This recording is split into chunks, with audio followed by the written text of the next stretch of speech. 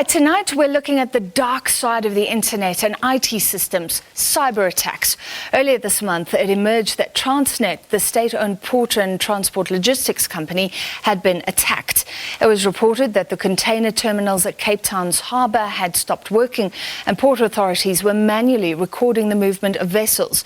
The container handling facilities at Durban's port were affected, significantly increasing congestion.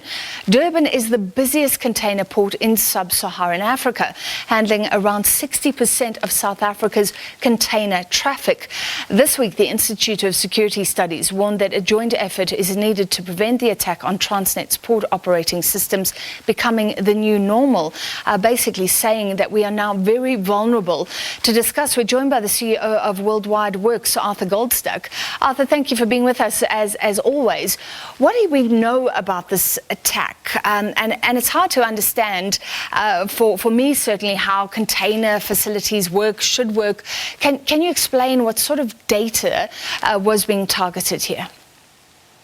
Well, firstly, the modern port is such a busy environment with so many moving parts, so many ships coming in and out, and so many pieces of cargo being loaded and offloaded on these ships that you cannot do it efficiently by manual means. You can run it by spreadsheets, and in the past they did it via ledgers and the like.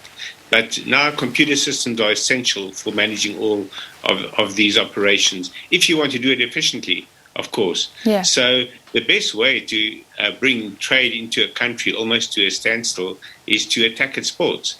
And the best way to prevent exports from going out is exactly the same thing, is to prevent the computer systems that manage the ports, that manage the shipping, from operating. So yes, you can revert to a manual system, as Transnet had to do, but it slows everything down dramatically.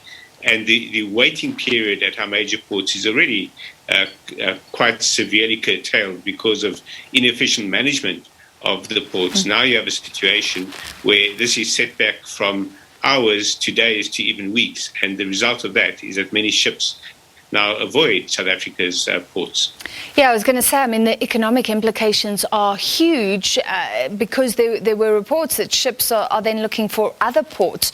And that has serious implications for everybody waiting for those goods, for the entire logistical system. That's correct. In fact, it goes far beyond just the ports. That's the starting point. Beyond that, you have the entire distribution network that is geared towards taking fresh produce, for example, to the ports and fetching from the ports and distributing them countrywide. So the result of the one computer system going down is a knock-on effect that is, in fact, damaging numerous industries. The agricultural sector is reeling at the moment under the impact of food that was standing rotting instead of being loaded onto ships and into cold storage. The timing of this has also raised questions as to whether it was linked to the insurrection, as the president called it, but these are being treated as two different things, right? Yes, the timing, I think, is largely coincidental. One could actually match it more effectively, or giving you a better insight into what's happening by looking at the timing with relation to what happened in the United States at the beginning of the month, where there was a massive cyber attack, also a ransomware attack on a computer software provider that had thousands of customers whose software was all infiltrated by hacking into the software company's systems. And they then demanded a ransom from these thousands of clients of the software company. And that led to President Biden, in a phone call to President Putin of Russia, demanding that he take action to stop the activities or curtail the activities of these ransomware gangs, because it's known that most of them operate from Russia or from Eastern Europe. And in fact, the signature on this particular attack, in terms of the ransom note that was left on the Transnet computers, points to one of these gangs in Eastern Europe. But what happened after that call with Putin is, within days, the gang that was responsible for that attack in the United States suddenly disappeared off the internet. It had numerous forums on the web, and these forums all vanished within, I think, just 3 days of that phone call. So what we are going to see now is more of a focus on emerging economies and those that don't have the kind of leverage on the Russian government that the American companies do, and the American victims of ransomware. So we can expect to see ransomware attacks across Africa, across emerging economies, and certainly in the most powerful of the African economies, which is South Africa. So it wasn't a shock. It's just a surprise that Transnet was caught napping in the way that it was. Yeah. Well, what is the position now? So you're saying this is Russian-linked. Do we know if a ransom was paid? I don't think Transnet has been fully upfront about what happened, and many companies don't want to do that and show that their systems are weak. But there is talk of a recovery. Do we know if Transnet has fixed this entry into its systems? Do we know anything? So our understanding is they brought their systems progressively back online, which suggests that they did have safeguards in place in terms of protecting their data and ensuring that if their data was compromised, that they had a backup that could be brought back online without it being subject to the same infection or the same intrusion as the hacked data.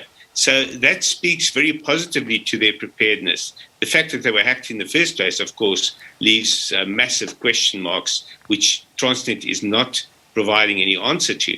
But what we are seeing is that the ports themselves are operating again, back online, but many of the peripheral systems are still being managed manually, still haven't been brought up adequately. So it may well be that some of the less critical systems haven't been as adequately protected, but the chances are that Transnet is not going to pay a ransom to bring those systems back up. Yeah. The fact that they were able to come back so effectively, not instantly, but certainly effectively, means that they probably didn't need to pay that ransom.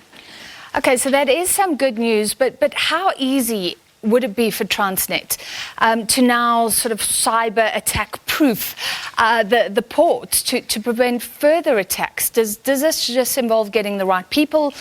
Is it huge cost given where we are as a country, given the state of SOEs, which presumably are all a bit vulnerable?